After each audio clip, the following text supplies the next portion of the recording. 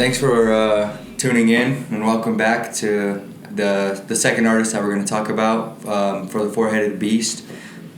This one we're going to talk about Kendrick.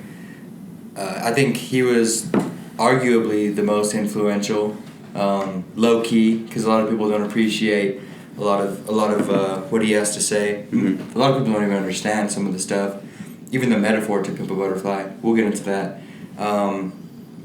But Kendrick, surprisingly, most of his albums he dropped this whole decade, starting in 2010. Yeah, it's kind of awesome how we got to see Kendrick grow as an artist, and like we said about Kanye, he's been able to make different things, but he's kind of kept to his roots more and kept to his same sound, but he still finds a way to make different things. Like Section 80 does not sound anything like To Pimp a Butterfly, but they're both great projects, and you can hear his style on it, and you could hear what he has to say, and he's just talking about completely two different things.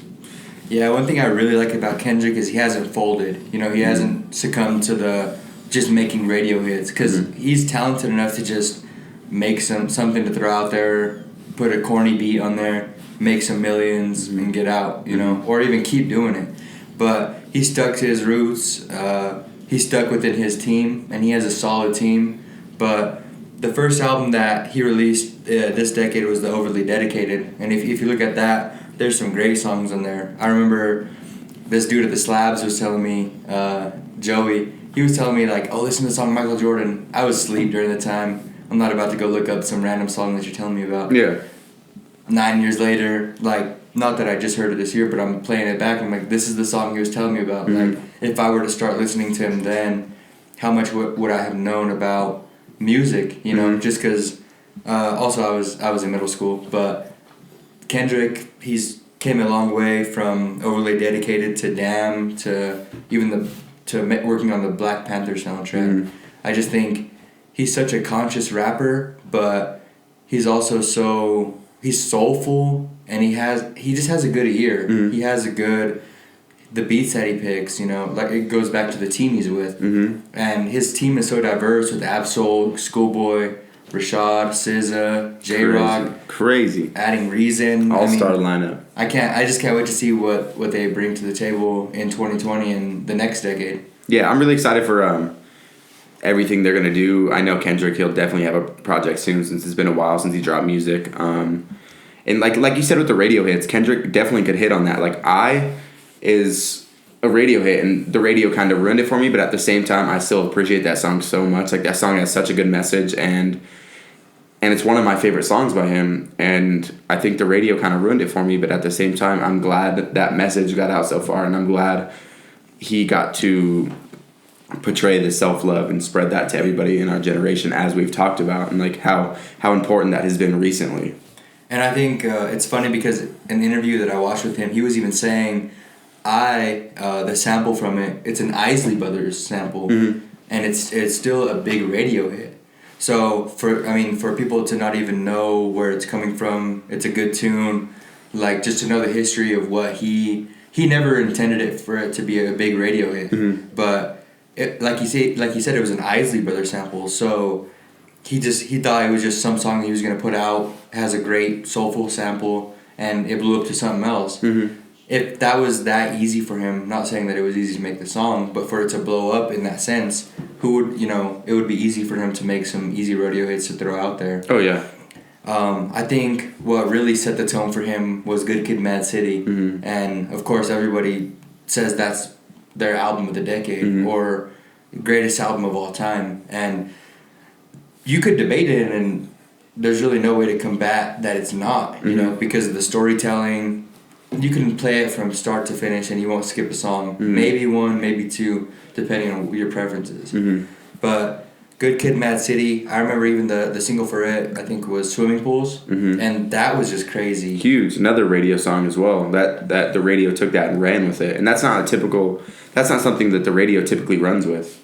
Yeah, and I know during the time I was hanging out with people that didn't really listen to hip hop, and they loved that song. So there was just something about it, you know, whether it was just the changing of voice, because Kendrick during the time, and he still kind of does, he has his rapping voice, and then it's the higher pitched drank, you know, his little voices that he does, and I think just it's captivating. And Good Kid, Mad City, like it just really blew up, and it put Compton back on the map because of course he had the Dre's in the 90s, you had all that, but for Compton to be like, okay, this is where hip hop is at now, and West Coast in general, I think Kendrick just led the way for a lot of people like Vance, a lot of people like Odd Future, all that. Like it really put a big part of what California was to hip hop.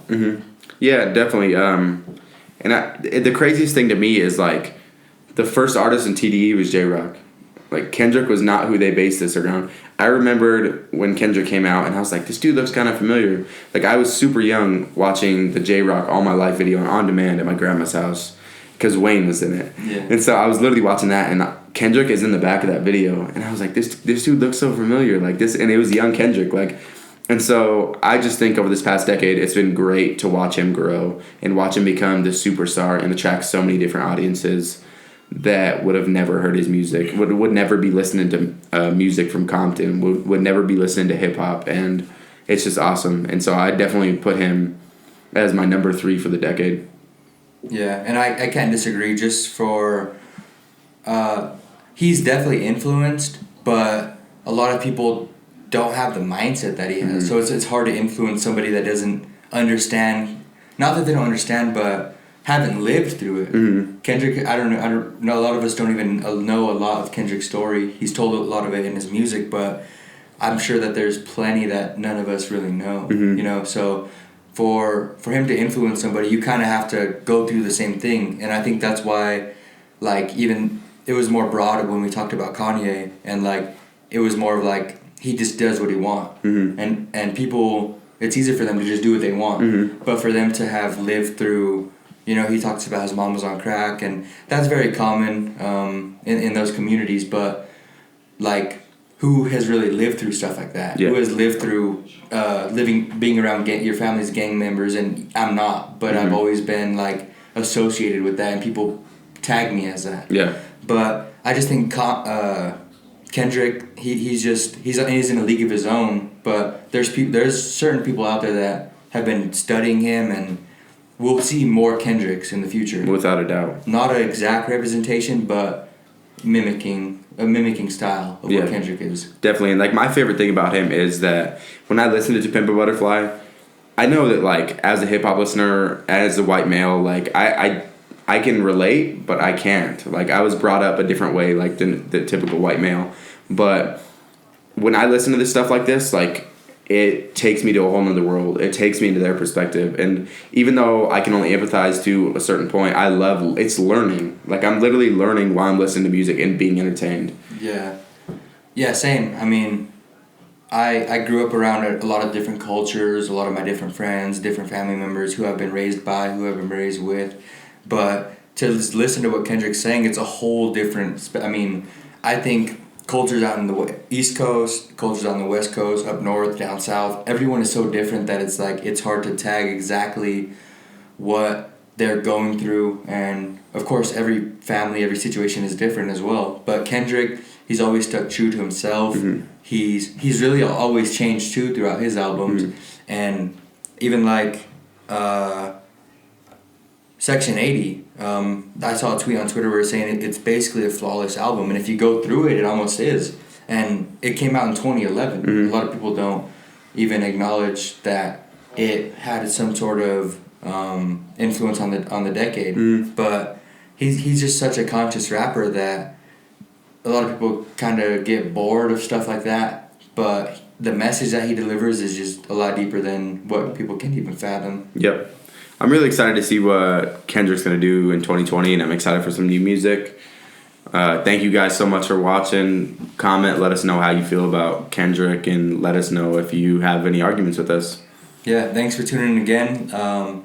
Make sure to retweet, like, and, of course, let us know. Give us some feedback. Yep. We could touch on it. Show us some love. I tell her watch her